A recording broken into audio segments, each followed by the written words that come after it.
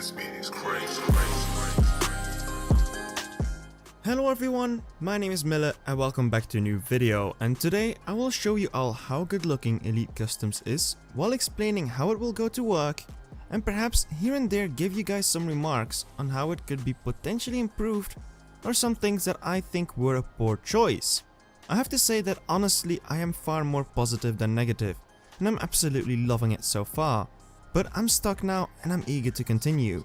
I'll discuss some of the open options, show you guys deliveries on some of the cars, and also how extra fusion slots could impact the in-game performance overall.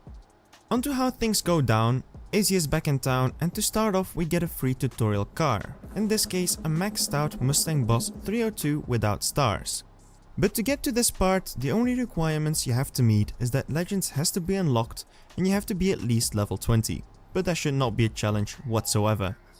How this works is that there is a new currency that is not car bound, unlike components, and this currency can be used to buy certain upgrades or level up your car.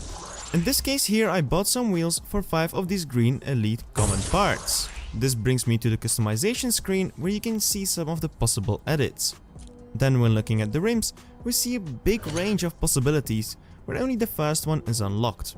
Another possibility is to boost your car's fusion slots or rarity. The second level, for example, is an extra fusion slot which will make your car slightly faster. Once you complete everything for the Mustang Boss, it will end up as a fully fledged 3-star car. But when looking at higher tiers, we can see some of the cars grow out to become a 5-star monster. Elite parts to get there can be won either through trials or showdowns allegedly. For the tutorial's sake, we can only find one event so far, being Izzy's Back, where you can win some fusion parts, but most important, 3,905 green common elite parts, 87 blue rare elite parts, and 2 epic red elite parts. All these elite parts can then be converted into levels that either unlock customization options, rarity boosts, fusion part slots, or fusion parts, with some cars even a stage 6 part along the way. By the way, it's not because you have to use your boss in this event that you have to use all those parts for your boss. You can also use them for your XJ220 or DB5 or both at the same time, because parts are not model or car bound. To get more elite parts, like said earlier, there will be events in the future. But if you're impatient and you want it right now, you can exchange gold coins for green common elite parts. But keep in mind that the prices go up for each purchase, just like with the legend components. For the rare parts then, to get more of those, you will have to convert 100 common elite parts to 10 rare elite parts. And in case you need some epic ones, you can get 2 by swapping them for 25 rare ones. This swapping can be done once a day for free. From then on you'll have to pay some gold to assist yourself. The golden legendary parts are the rarest of them all. These can only be won through showdowns, which will appear once in a while. In total for each car there will be a complete of 50 levels, with the exception of the GT40 where so far it shows only 35. But here you cannot unlock any customization, only extra slots, parts and rarity. Once you got a car to the maximum level, it can be considered as maxed. If you get the set complete then, this means all the cars being the Boss 302, the GT40, the Pontiac GTO, the Ferrari 250 GTO, Aston Martin DB5, Plymouth Hemi-Cuda, Celine S7 and Jaguar XJ220, you will get the special GT40 Mark II delivered, the one driven by Ken Miles in the 1966 24 Hours of Le Mans, which came second behind Bruce McLaren's GT40, which we already have in game. This is a great collector piece, but the road to get there is rather long. For now it is unclear yet how long it will take to get to that point, but Asher made a test that it came down to spending 500,000 gold to get all the upgrades for the Celine. But yet again, keep in mind that it was the same for Legends if you wanted to have the car completely restored immediately on the spot. We will have to wait and see for events to see how many parts can be won on how big of a time frame. But now, the event again, Izzy's Back. In the final race, I switched over to my 1-star boss I already had to make it easier for myself. This is the tune that I used and the last race. If you use a no-star, no worries, just make sure to use nitrous in third.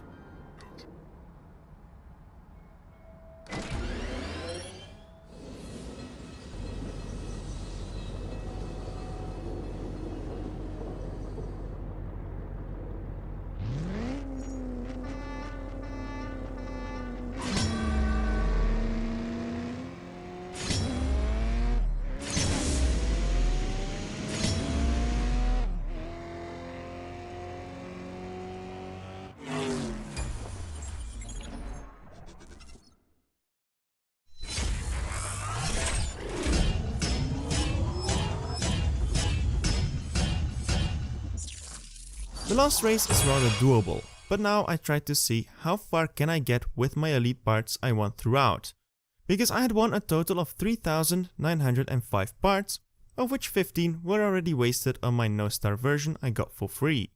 Later more on this that I'm a bit disappointed in. Now with the leftover 3,890 parts, I was able to blast through some of the upgrades, but I had to give in by level 29, where I was 260 parts short, with the game almost forcing me to buy some extra parts with gold to advance. But because I was low on gold, I had to use some of my self-control and withstand the temptation, and the struggle was real. With these upgrades I was able to customize the car to a certain degree. I had it upgraded to a 2-star by now with an extra 5 fusion slots.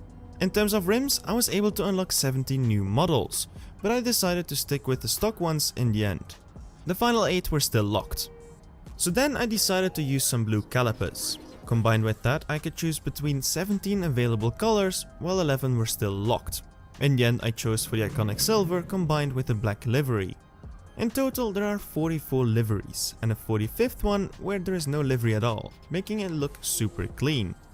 Then I switched to the other side, where I could only place my in-game name on the roof.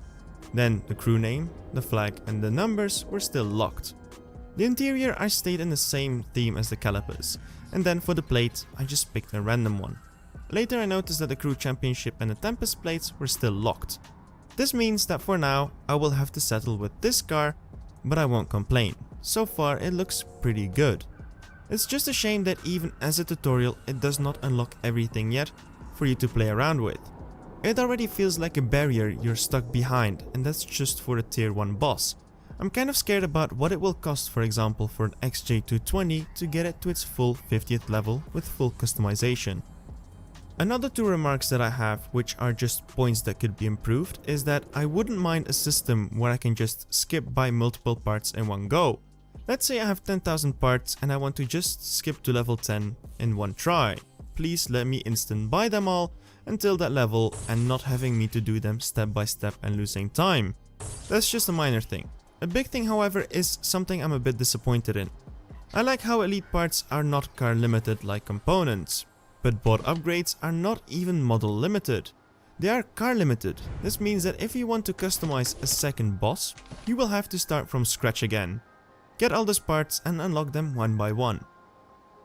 I think, considering how expensive it can be and perhaps time consuming if future events only reward minimum payout, it is a bit ridiculous to having to do it twice. I wished if we did it one and we got one car to level 50, then we can just buy a second one, restore the second one and also customize that one completely, and then have 2 different versions completely customized. But now you will have to first get the car, completely restore it, and then completely from zero start over again, and that will maybe take days or weeks or months to even get there. Let's hope that events or trials give up parts in quite nice batches, so that we can actually see day by day differences. Like let's say between the 1000 to 1500 elite parts would be kinda nice each day. At this time of day there are only 7 cars customizable through this system and 1 that cannot be customized and only upgraded. This customization is really car dependent and can go crazy, but I like the most that for each car you can basically make an in-game version or an almost equivalent to a real race car. The rims are there, the colors are there, and there are so many options to pick from, making each car for each player more unique, and that is a great step in that direction. Keep in mind, every color seems to be even a licensed color to be able to put on the car. That is crazy if you think about it. I do not think this will only be limited to these Legends cars. In the upcoming updates, I expect the other 7 or 8 Legends cars to be part of the next step of the Elite Customs collection. What I think then will be the case is that once you've done these 8 cars and collected your blue GT40, you will also have to complete the other Legends cars, being the 300 SL, the Shelby Cobra, Corvette C3, Honda NSX-R, Countach, Carrera GT, EB110 and F1, yes even the F1, to get your hands on the McLaren F1 LM, which is already teased in the showroom, and this car will most likely be damn fast as well. Something I'm looking forward to, but again, hope it does not take over a year, because that will kinda kill the buzz. Then the next step after this one is perhaps introduce customization for other cars in game that are not Legends related. Imagine racing numbers on an Aston Martin Vulcan with delivery on there too. How amazing would that be? Last topic I want to discuss then is how does the extra rarity and parts influence the game? Well, the update seems to have dropped all the freshnesses to 5% instead of 10%. If this is a mistake, I have no idea. It does mean less RP per race however, so this could potentially be a bug which will be fixed, where the original intention was this to only happen to the Elite custom cars. Then the second question is, what impact does the increase in fusion slots give to those specific cars? Well, some cars have gotten a serious boost, even in some cases having cars becoming top 5 in their own tier. And we can see those changes in almost every tier basically. Summarized, going from tier 1 to tier 5, the boss goes from a 0-star record of a 12.398 to a 3-star with a dyno of an 11.698, making it the second fastest tier 1 car. It is unknown yet however if starting with a 1-star and upgrading that one or a 0-star has a difference in the end, or it might have the same result. For the Ferrari 250 GTO then, it goes from an 8.904 to an 8.605, putting it in the top 3 tier 2 cars. But then the Aston Martin DB5 comes around, going from a 9.554 to an 8.596, kicking the 250 GTO out of the top 3 and securing the bronze medal. Then in tier 3 the Pontiac GTO jumps from an 8.840 to an 8.0 dyno. Like damn son. With the CUDA then, we see an increase from a 12.0 to a 10.6, and the GT40 Mark II, the black one, going from an 11.7 record to a 10.056 dyno. And then in tier 5 we have the XJ220 going from a 7.960 as a no star to a 7.5 as a 5-star, and the Celine being the biggest surprise, jumping from a 7.776 to a 7.17 dyno. So it will really become worth it to upgrade these cars along the way. The GT40 Mark II number 1 then that you win as a final prize comes fully starred already and will be running at 10.0 as a tier 4 car, which is not bad at all. Overall, I'm very excited on this game mode. It's new, it's fresh, it came out of the blue, and it allows all of us to customize our own cars to our own wills, making them more unique. But I do hope that events come regularly and parts can be obtained in a rather decent amount, not taking weeks to unlock one pair of rims for example. I hope it's balanced and that same models inherit each other's level, as that would make it more fun and more doable in case you want to customize more cars at the same time of the same model.